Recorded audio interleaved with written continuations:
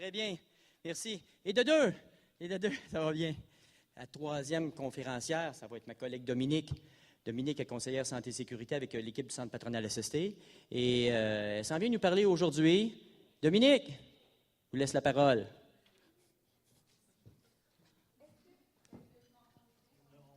Oups. Oh, excellent. Parfait. C'est parti? Go.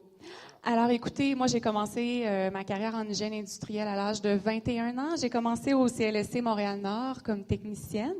Premier projet, soudage, coupage. Où est Caroline Godin? En tout cas, merci Caroline, ce fut ma Bible. Ce que j'ai vu dans les entreprises, dont une, je souhaite de vous parler, des travailleurs surexposés à des fumées de soudage, à couper au couteau. Puis dans la chambre de lunch, des gars qui disaient « Fille, c'est plein de vitamines, ça. Même si on les doit tout sales sur leur pain blanc, c'est pas le fun. » Au-delà des normes, bien sûr, j'avais un dépassement de normes. On parle de bras de captation, on parle de soumission. Aller chercher ça, des bras de captation qui font le travail, même pour des petits jobs de taquage. Ça change les habitudes, bien entendu. Donc, avec une infirmière, il fallait aller parler de la surexposition. J'ai des collègues qui ont bien voulu se prêter au jeu, recréer la scène. Ils veulent rien savoir. Hey, on change leurs habitudes. On leur parle de fumée de soudage. Ça leur tente pas. Il faut les allumer. Comment on fait ça? Moi, ça a été le hockey qui a été à ma rescousse. C'était la grosse campagne soudage-coupage des années 2000, les joueurs de hockey. Tu mets ton casque de soudure, mais tu mets ton casque de hockey aussi si tu vas jouer au hockey, si tu es gardien de but. Les flashs de soudure, l'impact social, et évidemment la capacité cardio-respiratoire. C'est là que, quand l'infirmière en a parlé, ça les a allumés. Donc, capacité sportive, c'est la porte d'entrée. On pourrait utiliser le bon bras de captation de la bonne façon, comme dans le guide de Caroline. C'est là que ça les a allumés. Ils se sont dit, OK, comment ça marche ces bras-là? On veut savoir.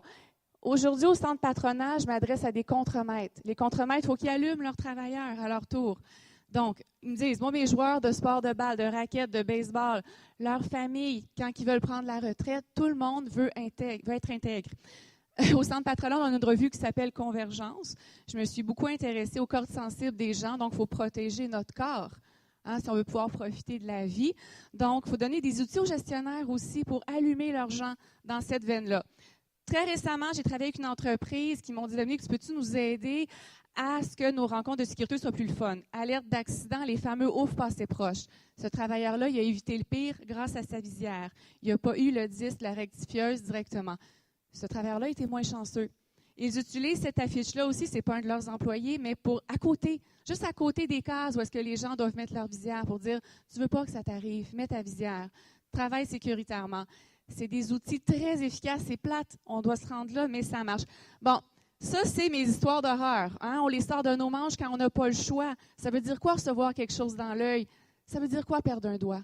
Les contremaîtres, ils m'en parlent des histoires d'horreur, j'en ai plein, j'ai les poches pleines à cette heure. Un petit doigt dans le baguette, c'est pas le fun. J'ai un ami que je connais personnellement qui, lui, est livreur de bière. Exemple concret, livreur de bière, beaucoup de risques de blessures au dos, on s'entend. Cet ami-là, c'est un danseur professionnel. Alors lui, le soir, doit faire des spectacles, ne peut pas vivre de son art, donc il livre de la bière pendant des longues journées. Vincent Nicolas Provencher. Je m'entraîne avec Vincent le dimanche matin, et lui, il me dit, Dominique, quand je danse avec toi, mes techniques de manutention, quand je te lève puis que je te swing, il faut que je fasse attention à mon dos.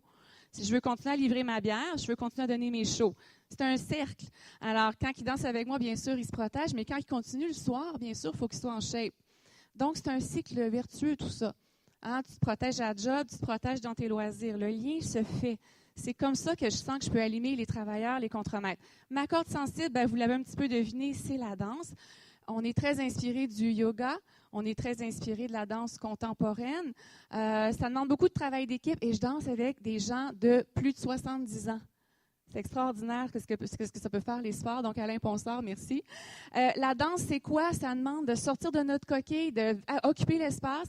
Ça m'aide beaucoup dans mon travail de formatrice, vous l'aurez deviné. Tout le monde nous regarde sur toutes nos coutures. On n'a pas le choix. C'est de même, ça marche. Donc, il faut se trouver des loisirs qui nous aident à bien faire notre job. Sophia Ben Saïd, c'est une amie personnelle qui m'a beaucoup aidée à occuper l'espace. Et Isaac et Nicoletta, les techniques de portée. Moi aussi, il faut que je fasse attention. Je ne veux pas me blesser, je veux continuer à travailler. Louis Guillemette, c'est l'homme qui est derrière tout ça. Je danse pour lui depuis 10 ans. Professeur à l'École nationale du cirque, bon, il nous embarque dans toutes sortes de projets flyés.